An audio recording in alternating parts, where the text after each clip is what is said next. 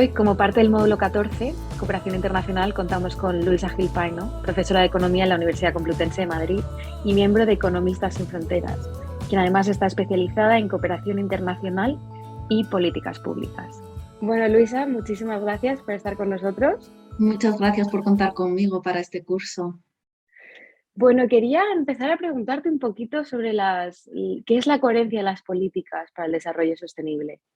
Sí, pues así de una manera sencilla y un poco resumida, ¿no? Luego, a medida que vayamos avanzando en la entrevista, podemos entrar en más cosas, pero yo creo que así lo más importante de la coherencia de políticas para el desarrollo sostenible es que tiene que ver con cambiar, con modificar, con transformar las políticas públicas con el objetivo de que podamos tener unas políticas adecuadas para hacer frente a todos los desafíos que tenemos por delante en materia de desarrollo, de desigualdad, de crisis de cuidados energética, climática, etcétera, ¿no? ¿Y eso qué supone? Pues supone pensar y hacer las políticas públicas incorporando otras lógicas más allá de las predominantes en la actualidad que tienen que ver con la sostenibilidad, con los derechos humanos, con el género, etcétera, ¿no? Lo que se trataría así de manera muy sintética es de construir políticas públicas que de alguna manera pongan en el centro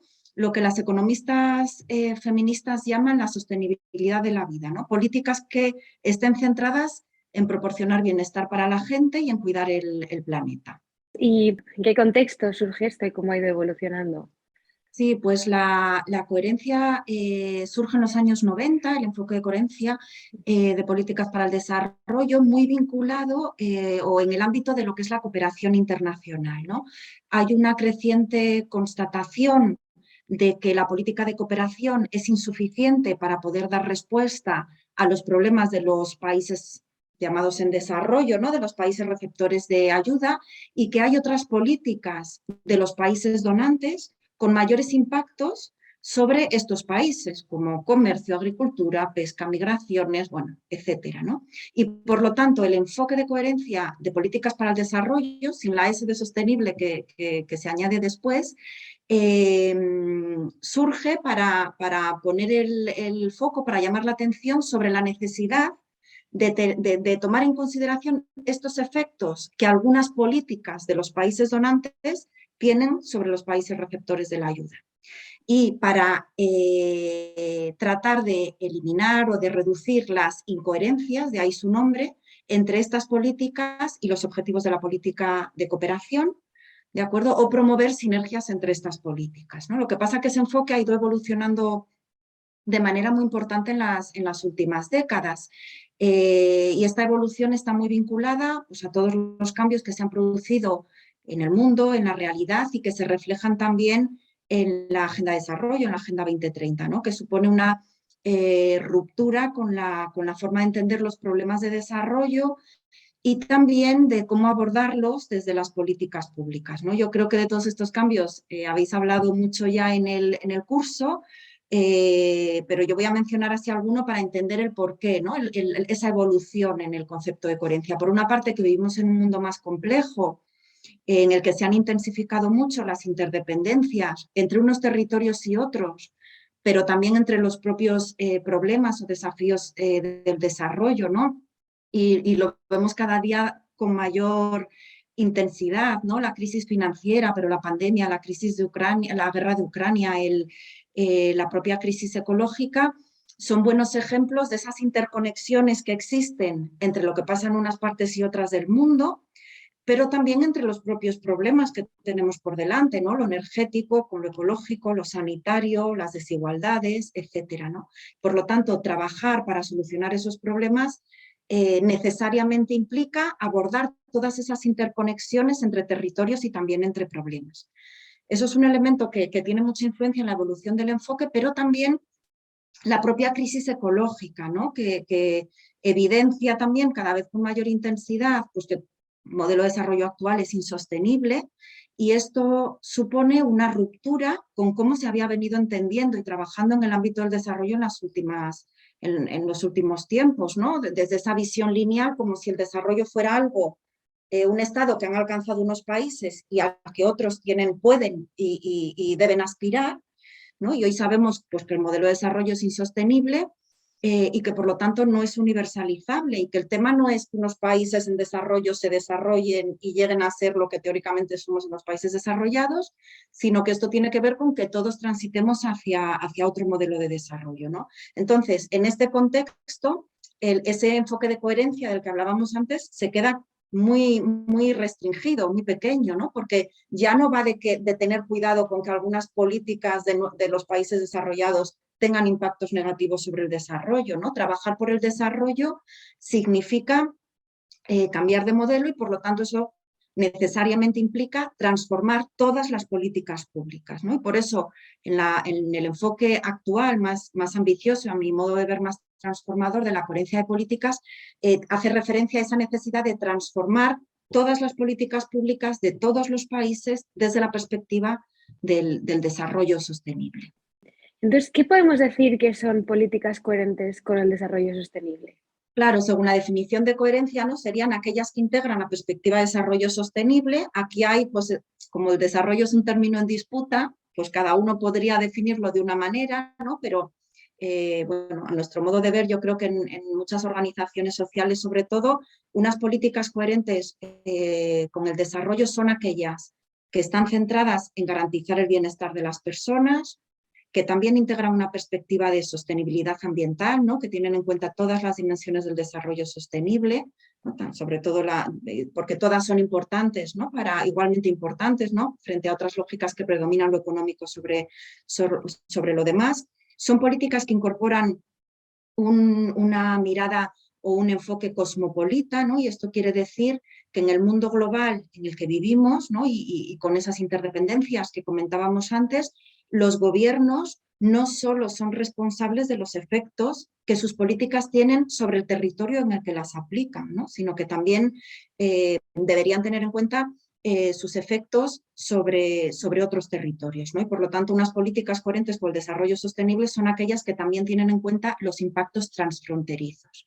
También que incorporan el enfoque de género, es decir, políticas que combaten y no reproducen la desigualdad de género y también políticas que incorporan el enfoque de derechos humanos, ¿no? Que están orientadas a garantizar los derechos humanos para todas las personas.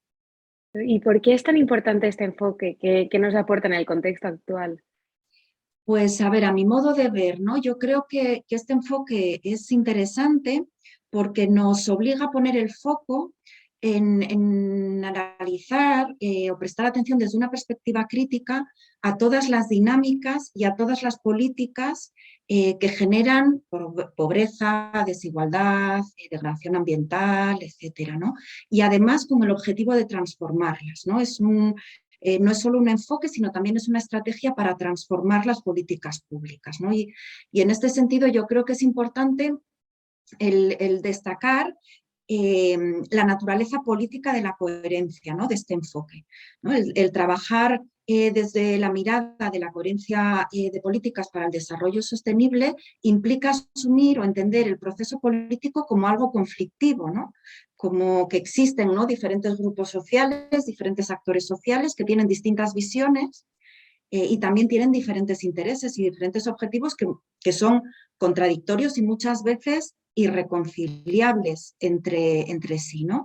Y que las políticas públicas benefician a unos grupos sociales y perjudican a otros, ¿no? Y trabajar por la coherencia implica el priorizar aquellas políticas, aquellas acciones que benefician a la mayoría social y que cuidan el planeta y dejar de hacer, restringir o reducir todas aquellas otras políticas que operan en sentido contrario.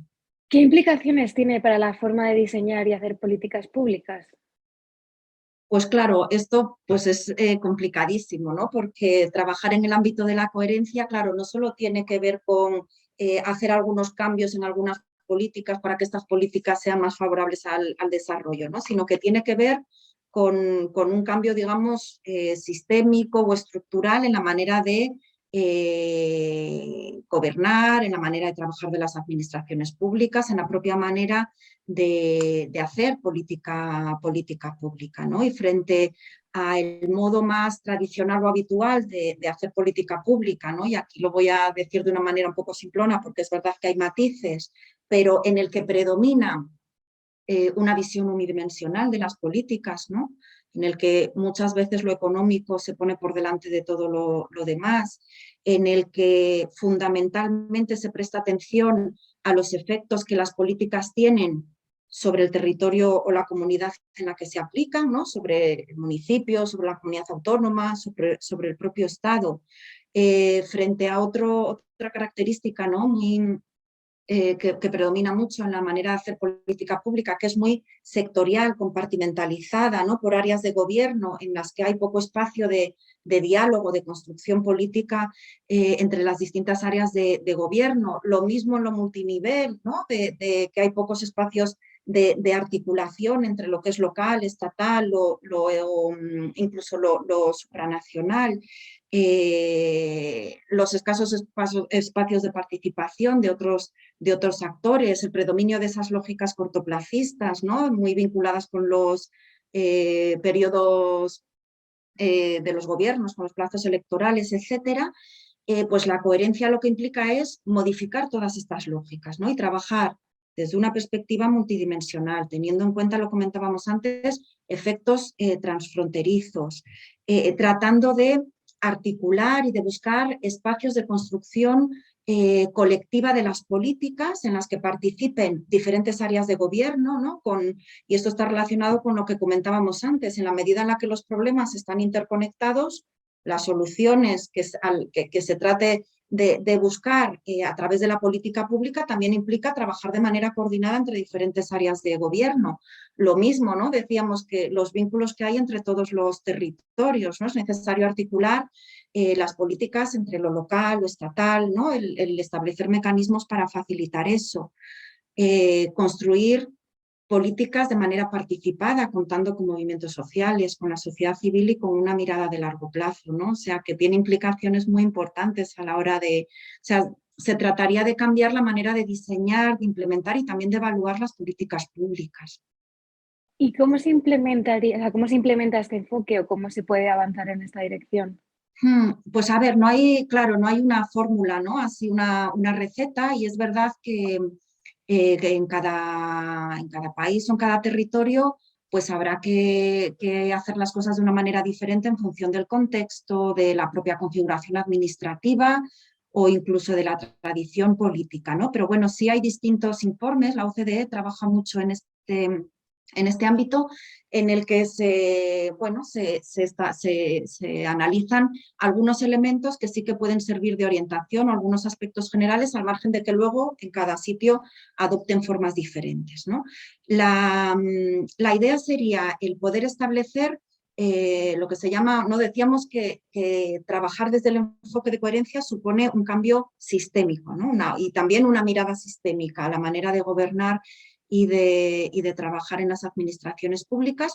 Por lo tanto, habría que instaurar, diseñar, establecer un sistema de coherencia que facilite, contribuya, fuerce que todas estas lógicas que hemos dicho, ¿no? Esa lógica cosmopolita de sostenibilidad, de derechos humanos, de género, transectorial, multinivel, que todo eso permee en la manera, en todas las áreas de gobierno y en la manera de trabajar de las administraciones públicas. Y ahí pues hay distintos elementos que serían necesarios, ¿no? Por una parte, el dotarnos de marcos analíticos que nos proporcionen estudios y análisis de las políticas para comprenderlas mejor desde estas lógicas. Por otra parte, también mecanismos institucionales, el cambiar los mecanismos que ya existen o establecer algunos adicionales, de manera que estas lógicas se trasladen a los métodos, estructuras, procedimientos y a todas las herramientas de trabajo de los gobiernos y de las administraciones públicas y que nos obliguen a trabajar de otra manera. Y luego también un marco de seguimiento con sistemas de indicadores que nos permitan hacer seguimiento y evaluar las políticas públicas desde estas perspectivas y que sirvan también de retroalimentación al sistema, ¿no? Y al propio marco analítico.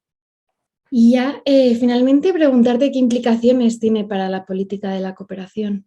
Sí, pues a ver, para la política de cooperación, ¿no? Estamos ahí como en un momento bastante crítico, ¿no? Yo creo que existe un cierto consenso sobre que el modelo de cooperación está agotado, ¿no? Que el sistema, tal y como está configurado en la actualidad, ¿no? Desde esa lógica donante-receptor y muy centrado, ¿no? En todo lo que tiene que ver con la ayuda, no sirve para abordar todos estos problemas que hemos ido comentando y que hay que repensar la política, ¿no? Y yo creo que hay menos claridad con respecto a cómo debería ser o cómo transformar esta política, pero decíamos también que el enfoque de coherencia va de renovar las políticas, todas las políticas, y en ese sentido también puede aportar elementos de reflexión interesantes para la política de cooperación, ¿no? Por una parte, sería necesario que en la política de cooperación se incorporaran también todas estas lógicas, porque estas lógicas no solo faltan en el resto de las políticas, muchas de ellas también tampoco están en la política de cooperación, ¿no? Y aquí una de las cosas más importantes sería romper con esa mirada, con esa lógica norte-sur, donante-receptor, países desarrollados en desarrollo, que todavía domina en la política de cooperación, ¿no? Esa relación como todavía unidireccional, como si fueran otros países los que tienen que desarrollarse. Y esto, pues necesariamente está relacionado con modificar y ampliar los objetivos de la política de cooperación, ¿no? Más allá de sus objetivos predominantes, porque no son los únicos, ¿no? Que tienen que ver con garantizar o mejorar el bienestar, ¿no? De determinados segmentos de la población, de determinadas partes del mundo, sería necesario el dar mayor importancia a otros objetivos que también tiene la política, pero que quizás ocupan menos espacio, que tienen que ver con la transformación, con contribuir a la transformación del modelo de desarrollo. Y eso tiene que ver con trabajar sobre los elementos estructurales del modelo de desarrollo, sobre el sistema comercial, fiscal, financiero, etcétera, ¿no? Y eso supone que gane más protagonismo todo el trabajo en el ámbito de la incidencia política y de la educación para la ciudadanía global y para la transformación social, ¿no? Que son ámbitos importantes de la política, pero no son los que ocupan el mayor tiempo, los mayores recursos, etcétera, ¿no? Y dentro de esto, pues también el trabajar para contribuir a que haya mecanismos de gobernanza global que nos ayuden a abordar los problemas comunes que tenemos de manera colectiva. Y finalmente, ¿no? Yo creo que también es una política que tiene un papel muy importante a la hora de contribuir a todo el debate sobre el concepto de desarrollo, porque no solo está en crisis, ¿no? la política de cooperación, sino también hay un cuestionamiento fuerte del propio concepto de desarrollo que debe orientar esta política, ¿no? Pues muchísimas gracias. Muchísimas gracias a vosotros y a vosotras.